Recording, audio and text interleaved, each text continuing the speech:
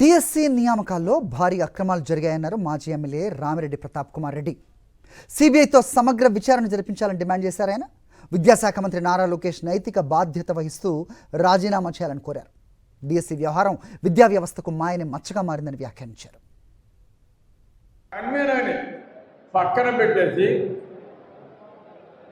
ఎవరైతే డిఎస్సి నేను కూడా ఎగ్జామ్ రాయాలి అని పోటీ పడతా ఉంటాడో అటువంటి వ్యక్తిని తీసుకొచ్చి ఒక స్పెషల్ అపాయింట్మెంట్ ఇచ్చి అతన్ని కన్వీనర్గా చేసి అతని ఆధ్వర్యంలో ఈ ఎగ్జామ్స్ జరిగేటట్టు చేసి అతను కూడా ఆ ఎగ్జామ్స్ రాసి దాంట్లో ప్రథమ స్థానాన్ని తెచ్చుకున్నాడంటే ఎంతటి అవినీతో ఒక్కసారి ఆలోచించండి ప్రజలంతా కూడా.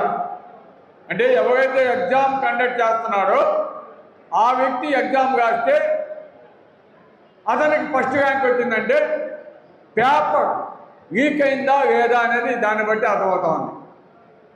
ఇటువంటి అన్యాయం ఈ ప్రభుత్వంలో చేశారంటే అతనితో పాటు ఎంతమంది ఇటువంటి అక్రమాలకి పాల్పడ్డారనేది ఒక్కసారి ఆలోచించాలని కూడా తెలియజేస్తా ఉన్నాను. మరిన్ని అప్డేట్స్ కోసం ఛానల్ ను సబ్స్క్రైబ్ చేయండి. నోటిఫికేషన్స్ కోసం బెల్ ఐకాన్ పై క్లిక్ చేయండి.